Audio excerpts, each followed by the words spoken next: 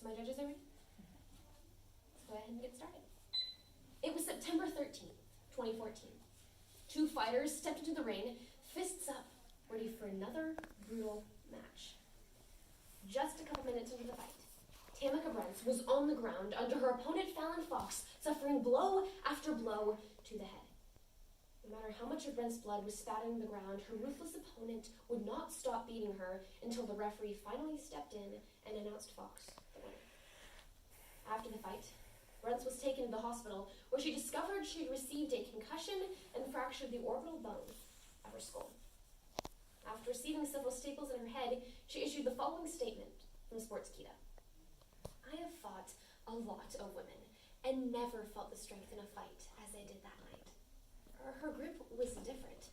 I could usually move around in the clinch against other females, but I couldn't move at all in Fox's clinch. But there was a reason that Fallon Fox was so unbelievably strong. It wasn't that Fox had trained more than Brent or had more experience fighting. Fallon Fox is a biological man, but he identifies as a woman. A biological male competing in women's fighting holds a significant advantage over the biological woman. No man, for any reason, should ever be able to compete in the exclusively dedicated realm of women's sports. Sports were divided for the purpose of equality. Science clearly shows that no man or woman can ever change their genders, and when transgenderism is accepted as the norm, harm is done to every athlete the transgender athletes compete against. Women have fought for their athletic rights. In America, the freedom of competing in gender-separated sports was protected. However, that freedom is quickly eroding. Before the late 1800s, the only school sports for women were not competitive and did not have any clear or structured guidelines. They were simply activities in order to stay in shape. At the end of the 1800s and the beginning of the 1900s, women had begun to form their own competitive athletic clubs, but they were very limited in where they could compete and whom they could compete against, states the Sports Journal. Finally, in 1922, the Title IX Education Act was passed. Title IX states that no person in the United States shall, on the basis of sex, be excluded from any participation in or be denied the benefits of any education program or activity receiving federal financial assistance. Title IX has allowed for American women to compete in their separate sports leagues for men and therefore receive equal competition and an equal playing field. Though Title IX has been so beneficial to the American women, the Biden-Harris administration plans on changing it to include sexual orientation or gender identity, instead of its originally implied biological sex. What this means is that any male who identifies as female, no matter his true biological sex, can compete in women's school sports. The freedom that women have fought for in athletics will be undermined and destroyed. Women will be forced to watch from the sidelines as gender-confused men dominate their sports.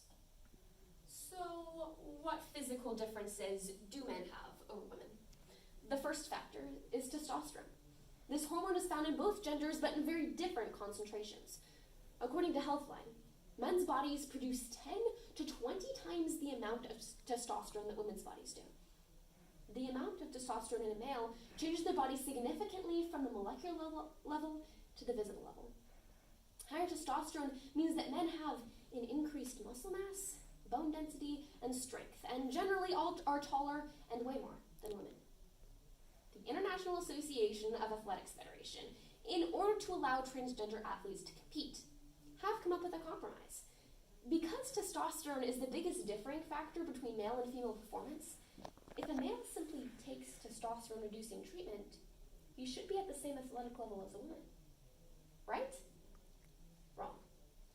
After a male has already gone through puberty and received all of the benefits of increased testosterone, he will continue to have increased muscle mass, strength, and bone density for the rest of his life, even if his current testosterone levels are reduced, according to Science Daily. The differences between sexes have been shown very recently, with Pennsylvania State University's transgender swimmer, Leah Thomas. Thomas finished the medical transition to become a woman after 2 years of hormone replacement therapy and joined the NCAA Women's Competitive Swimming League, immediately winning races.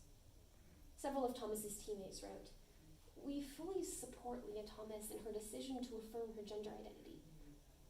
However, biologically, Leah holds an unfair advantage over her competition in the women's league, as is evidenced by the fact that her rankings have bounced from number 462 as a male to number 1 as a female. If she is eligible to compete against us, Leah Thomas will break Penn, Ivy, and NCAA women's swimming records, feats she could never have done as a male athlete. To put the differences between men and women in athletics into practical perspective, look at track and field world records. The current 100-meter world record holder is Usain Bolt, and the female 100-meter world record holder is Florence Griffith Joyner. Their times have a difference of almost a second. The marathon world record holder is Eliud Kipchoge, and the female marathon world record holder is Brigid Kosgei. Their times have a difference of almost 13 minutes. In the 100-meter dash, there are at least 6,072 men who hold a faster time than the fastest woman in the world. And in the marathon, there are at least 3,740 men who hold a faster time than the fastest female marathoner in the world. To say that there is a difference between men and women in athletics is an understatement. When transgender athletes compete against biological females, women suffer. Tamika Brunt's physical injuries at the hands of Fallon Fox in my first story is not an isolated example. 3 girls from Connecticut, Selena Soule, Chelsea Mitchell, and Alana Smith, filed a lawsuit with Alliance Defending Freedom, seeking to block transgender athletes from competing against girls in school sports, according to AP News. These girls were from 3 different high schools, but were all cheated out of hard-earned wins by the same 2 transgender athletes.